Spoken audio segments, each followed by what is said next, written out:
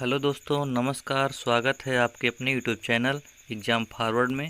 दोस्तों, आज हम वेद, उपनिषद, पुराण से संबंधित प्रश्नों का दूसरा भाग पढ़ने जा रहे हैं। हमें उम्मीद है कि आप लोगों को यह वीडियो पसंद आएगा। जो लोग हमारा पहला वीडियो नहीं देखे हैं वो चैनल के प्लेलिस्ट में जाकर देख लें। दोस्तों, ये सभी क्वेश्चन बहुत ही महत्वपूर्ण हैं।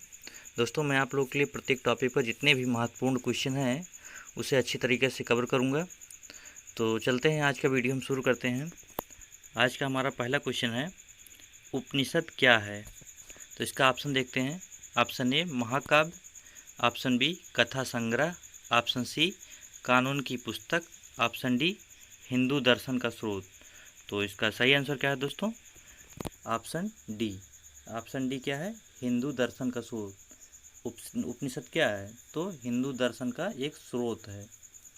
Option D is A correct answer. चलते हैं अगले क्वेश्चन पे। हमारा अगला क्वेश्चन क्या है? अगला क्वेश्चन हमारा है, आयुर्वेद के प्रणेता कौन थे? तो ऑप्शन देख लेते हैं दोस्तों, क्या है? Option A Vishwamitra, option B Bharat Muni, option C Dhanvantari, option D Vishwakarma. दोस्तों, यह क्वेश्चन जूनियर असिस्टेंट में पूछा जा चुका है, तो ये बहुत ही इम्पॉर्टेंट है दोस्तों। आगामी परीक्षाओं में फिर से पूछा जा सकता है। इसका आंसर क्या होगा दोस्तों?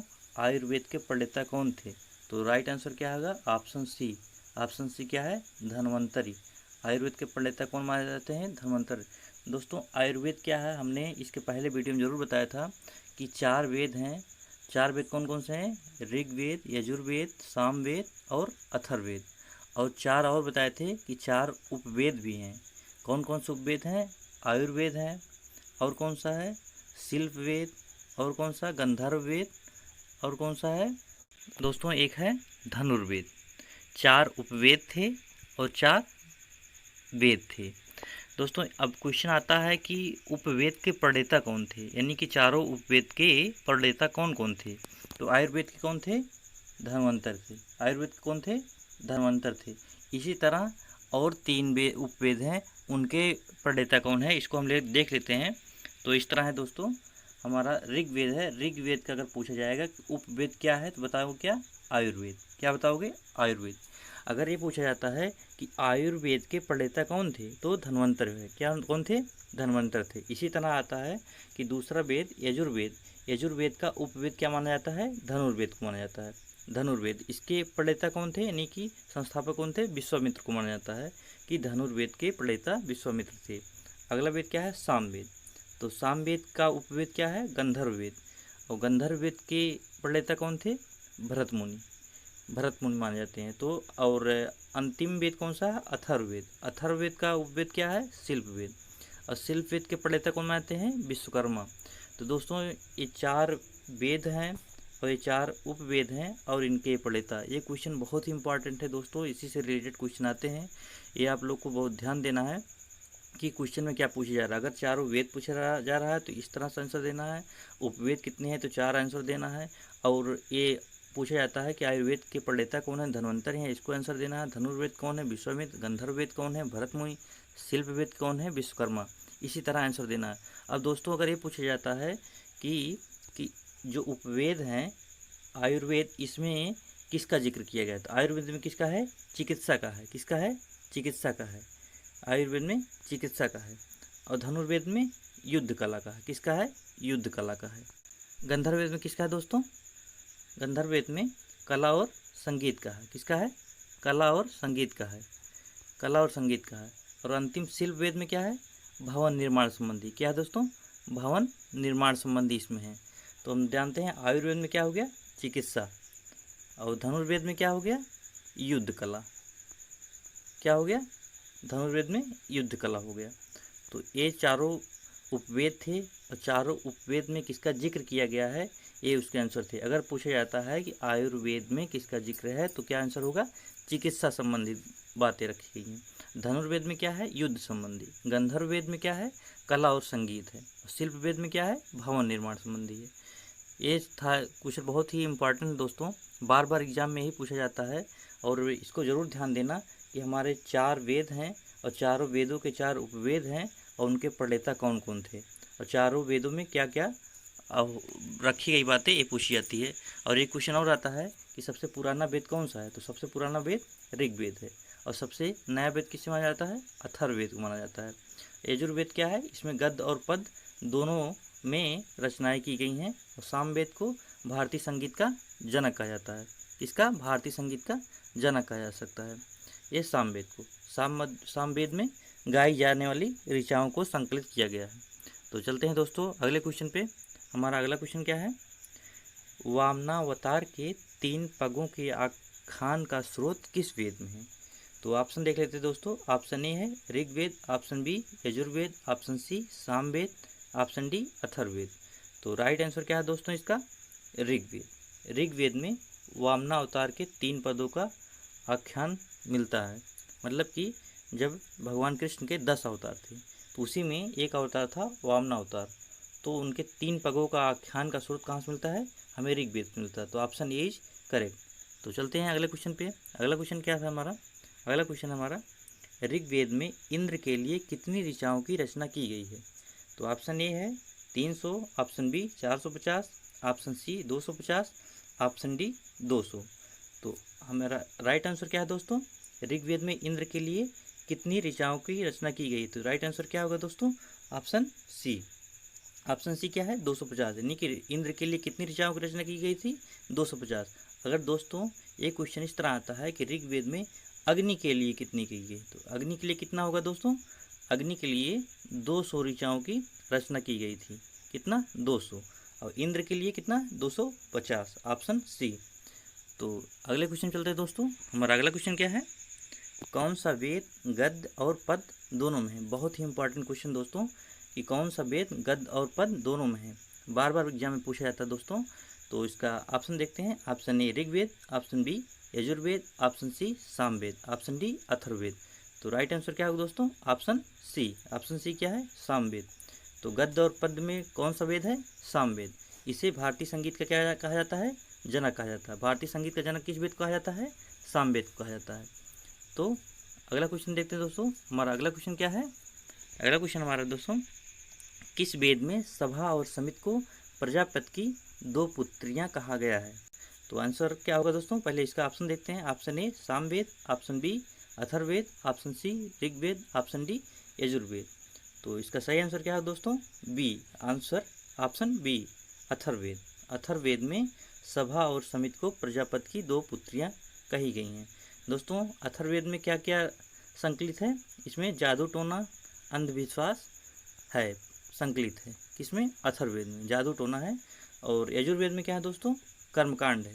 मैंने पहले वीडियो में बताया था दोस्तों, जो लोग वीडियो ना देखें पहला वीडियो प्ले लिस्ट में जाकर देख लें, बहुत ही अच्छे तरीके से बताया था दोस्तों। और बहुत ही इंपॉर्टेंट है कि यजुर्वेद में किसका है, कर्मकांडों का। ऋग्वेद में क्या है, मंत्रों का संकलन। किसमें, मंत्रों का संकलन है, इसमें ऋग्वेद में। अथर्ववेद में जादू टोना। और सामवेद में संगीत, क्या है, संगीत गाई जा सकने वाली ऋचाओं का संकलन है। तो इस क्वेश्चन का राइट आंसर क्या था दोस्तों, कि सभा और समित को प्रजापति की 2 पुत्रियां किस वेद में कहा गया है। तो किस वेद में कहा गया था, बी अथर्ववेद में। अथर्ववेद इसका राइट आंसर था। चलते हैं अगले क्वेश्चन पर दोस्तों। हमारा अगला क्वेश्चन क्या है दोस्तों, अगला क्वेश्चन है सबसे पुराना पुराण कौन सा है। तो ऑप्शन ए है विष्णु पुराण, ऑप्शन बी मत्स्य पुराण, ऑप्शन सी वायु पुराण, ऑप्शन डी भागवत पुराण। तो इसका राइट आंसर क्या होगा दोस्तों, सबसे पुराना पुराण कौन सा है।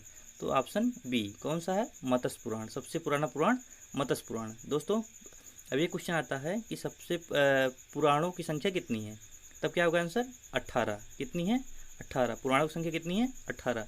अगर ये आता है क्वेश्चन उपनिषदों की संख्या कितनी है, दोस्तों ये मैंने पहले वीडियो में सब बताया है, लेकिन फिर भी आप लोगों को बताता हूँ। उपनिषदों की संख्या कितनी है, 108। कितनी है, 108।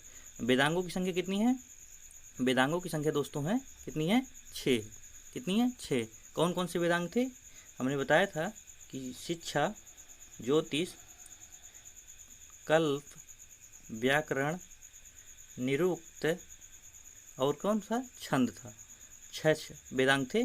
कौन कौन से थे, शिक्षा, ज्योतिष, कल्प, व्याकरण, निरुक्त और छंद थे। पुराणों की संख्या टोटल कितनी थी दोस्तों, कितनी, 18 थी। कितनी थी, 18 थी। तो इस क्वेश्चन का सही आंसर क्या था दोस्तों, सबसे पुराना पुराण कौन सा है, बी मत्स्य पुराण। इसका सही आंसर क्या था, मत्स्य पुराण। चलते हैं अगले क्वेश्चन दोस्तों। अगला क्वेश्चन हमारा है ऋग्वेद में अघन्य शब्द का प्रयोग किस पशु के लिए किया गया है। तो ऑप्शन क्या है दोस्तों? ए शेर, बी हाथी, सी गाय, डी कुत्ता। तो इसका सही आंसर क्या है दोस्तों? सी गाय। गाय को ही अघन्य कहा गया है, किसमें? ऋग्वेद में। ऋग्वेद में गाय को ही अघन्य कहा गया है। अघन्य शब्द क्या अर्थ है दोस्तों? मारा ना जाने वाला पशु, यानी इसको दान दिया जाता था। किसको? गाय को ही। गाय को दान में दिया जाता था, मारा नहीं जाता था। तो इसका सही आंसर क्या था दोस्तों? क्वेश्चन 8वां का कि ऋग्वेद में अघन्य शब्द का प्रयोग किस पशु के लिए किया गया है? किस पशु के लिए किया गया है? गाय के लिए किया गया। राइट आंसर क्या था? गाय। अगला क्वेश्चन चलते हैं दोस्तों। अगला क्वेश्चन हमारा है, भारतीय संगीत का जनक किस वेद को कहा जाता है? भारतीय संगीत का जनक किस वेद को कहा जाता है? ऑप्शन है, option A Rigveda, option B Yajurveda, option C Samaveda, option D Atharvaveda. तो राइट आंसर क्या है दोस्तों? भारतीय संगीत का जनक किस वेद को कहा जाता है? Option C is correct. Samaveda को ही भारतीय संगीत का जनक कहा जाता है। तो चलते हैं अगले क्वेश्चन दोस्तों।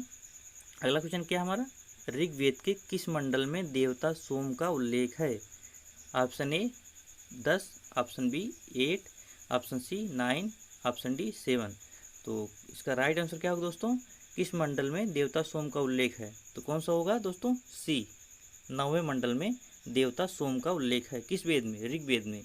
अब आता है दोस्तों, देवता जो सोम थे, ये सोम क्या था? सोम एक पौधे का नाम था। किसका नाम था? पौधे का नाम था। तो इसी को देवता मानते थे, ऋग्वेद में कहा गया है ऐसा। तो ऋग्वेद के किस मंडल में देवता सोम का उल्लेख है? 9वें मंडल में। क्या है आंसर? सी 9वां मंडल सही है। अब दोस्तों ये आता है कि ऋग्वेद में कितने मंडल थे? ऋग्वेद में कितने मंडल थे? 10 मंडल थे। कितने मंडल थे? 10 मंडल थे। ऋचाएँ कितनी थी दोस्तों? ऋग्वेद में ऋचाएँ कितनी थी?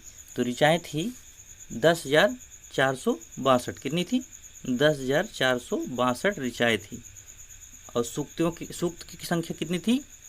1028 थी। 1000 सूक्तों की संख्या थी और 10 मंडल थे। तो ऋग्वेद के मंडलों की संख्या पूछा जाता है तो कितना होगा? 10। अगर सूक्तों की संख्या पूछा जाता है कितना होगा? 1028। अगर ऋचाओं की संख्या पूछा जाता है कितना होगा? 10,462। दोस्तों क्वेश्चन किसी तरह आए लेकिन हमें सही करके आना है एग्जाम में, तो ये जरूर ध्यान देना। चलते हैं अगले क्वेश्चन पे हम।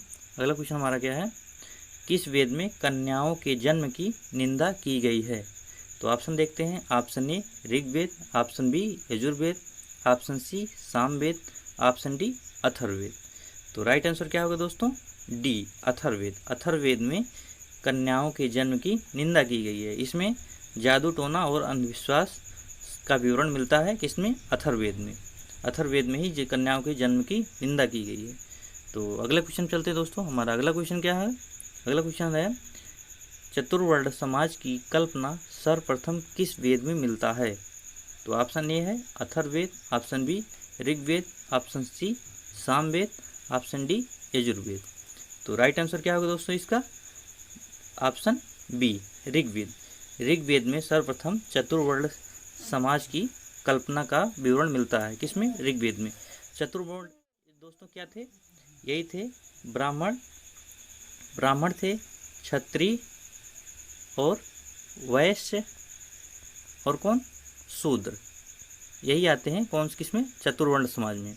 तो इसकी कल्पना सर्वप्रथम कहाँ मिलती है? ऋग्वेद में। तो इस क्वेश्चन का सही आंसर क्या था? ऋग्वेद में। तो दोस्तों आज का वीडियो यहीं तक था। तो मिलते हैं अगले वीडियो में। अगले वीडियो में एक नए टॉपिक के साथ। दोस्तों अगले वीडियो में हम वैदिक काल के बारे में पढ़ेंगे। वैदिक काल का 2 पार्ट होगा दोस्तों, एक ऋग वैदिक काल, एक उत्तर वैदिक काल। दोस्तों अगर वीडियो पसंद आया हो तो लाइक करना, चैनल को सब्सक्राइब करना। मिलते हैं अगले वीडियो में, तब तक के लिए नमस्कार।